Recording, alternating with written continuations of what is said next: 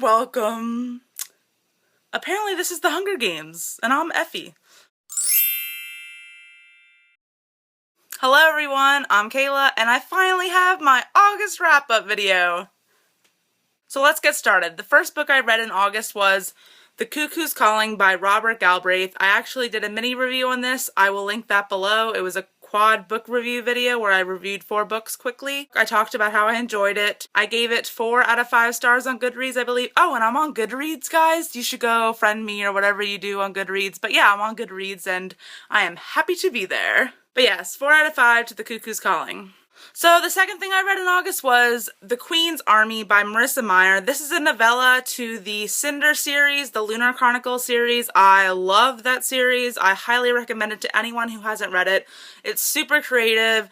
It's a fairy tale retelling, but this was a novella set on Lunar, I believe that's the planet, about the Queen's Army, someone becoming a soldier in the Queen's Army and all that entails. Spoilers for Scarlet, I'm not gonna say.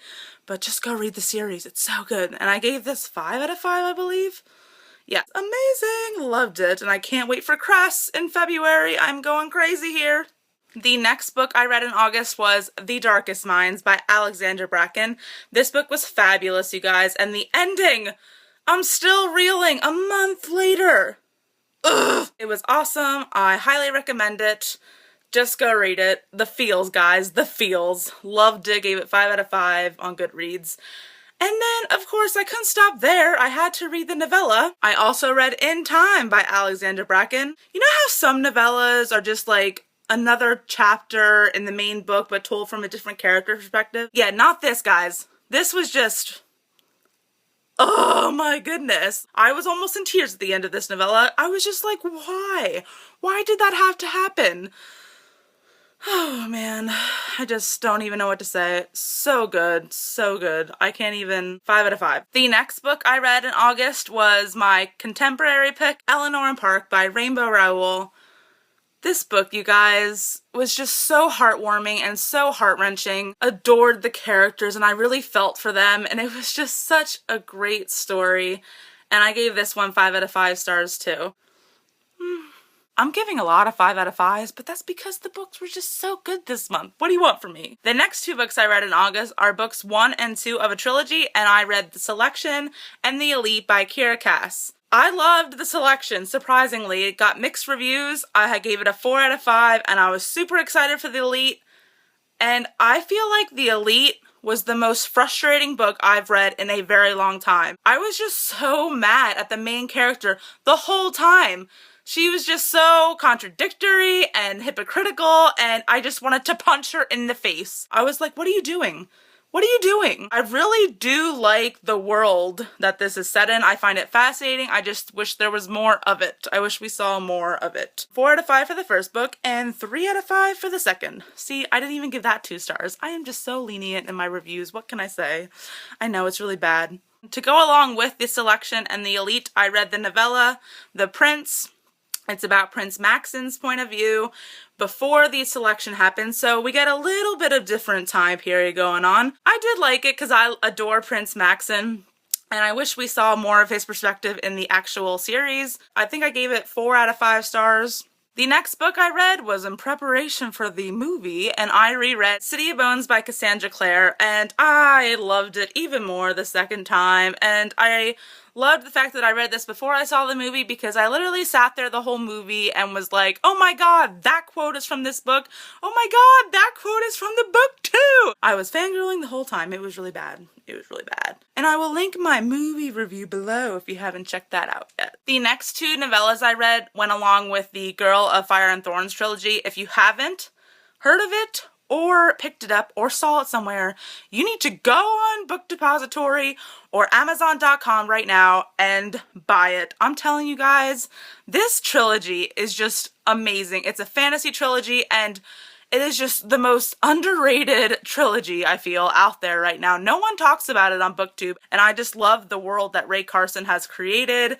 It's just incredible. So the next 2 novellas go with that series, and I read The Shattered Mountain, and then I also read the Kingsguard. These are told from the perspectives of minor characters in the trilogy, but it tells the story of like a different time, like either a prequel or like what was going on the other side of the country type deal. And let me tell you, Ray Carson and Alexandra Bracken know how to do novellas the right way. And I'm going to make a video about this soon, about my thoughts on novellas and things like that. But I'm telling you what, these novellas are legit. I am glad I paid the money for them. It was like $1.99 a piece or something like that. Well worth it. Well worth it. That is how you do a novella. Look how beautiful these covers are. And that's how the series is too. I'm just in love with the series. And the last book I read in August was the last installment of that trilogy. I read The Bitter Kingdom by Ray Carson, the conclusion to the Girl of Fire and Thorns trilogy, and it was well worth the wait. I waited a year for this book because what happens is books come out, I read them in a day, and then I have to wait a year for the sequel. It's a problem. A book hasn't satisfied me this much since I read Clockwork Princess in March. It was just such an amazing conclusion to an epic fantasy trilogy. I recommend it to anyone who likes YA fantasy, who likes strong female characters and an amazing cast of minor characters. The world building in this series I just adore. I love the storyline and I'm so sad that it's over. I just want to cry because it's over, but it was just such a perfect ending. And I gave this one 5 out of 5 stars because I couldn't give it a billion because it wouldn't let me. Bravo, Ray Carson, bravo. Also, during the month of August, I read Bakuman Volume 1, and it is part of a graphic novel series or manga series. It's from the same creators that created Death Note, if you're familiar with that, and I really enjoyed it. It's about people who want to get into the manga business.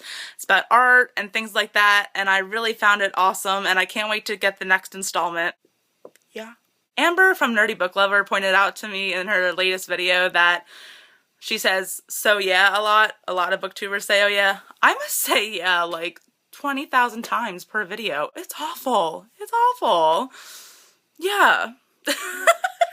For the month of September, I'm not exactly sure what I'm going to get through as far as books are concerned.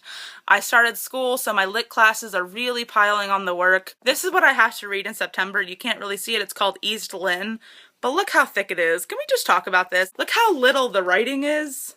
Yeah, guys, about that. This is for my Victorian lit class, and basically we're reading the smut of the 1800s, which is really fascinating and really interesting. I'm enjoying this, but it's just so long. However, that didn't stop me from starting Beauty Queens by Libba Bray. I'm really enjoying this. I find the satire hilarious. I find the commentary on the world today interesting. For those of you who don't know what this book is about, it's about a group of beauty pageant contestants that crash onto a deserted island and they have to fend for themselves for a little bit. And then for some reason, I never do this, I started to read Ruby Red by Kirsten Gier and I'm loving that. Let's be honest here, who doesn't love time travel?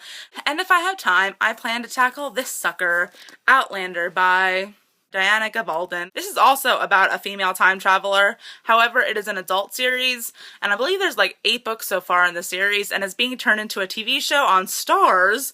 And you know how much I love my Game of Thrones on HBO, so I thought I have to get it. I have to start reading it because I heard it's amazing, and I love time travel, like I've told you 100 times in this video. So yeah, it's a little thick though, a little thick, and they're all like that. So that's why I'm only going to tell you guys that I'm going to read like 3 books this month, or try to. So I think that's pretty good considering my course load. Alright guys, let me know below what you guys are all reading, what your favorite book of August was, and I will see you soon with another video. Bye-bye, peeps! Oh my god, my hair looks like crap. The combination of Red's City of Bones by blah, blah, blah. And what you recommend for my hair right now, because it's terrible. No, I'm just kidding. I read the graphic novel. I also read, not Eleanor Park. Ooh, it's hot.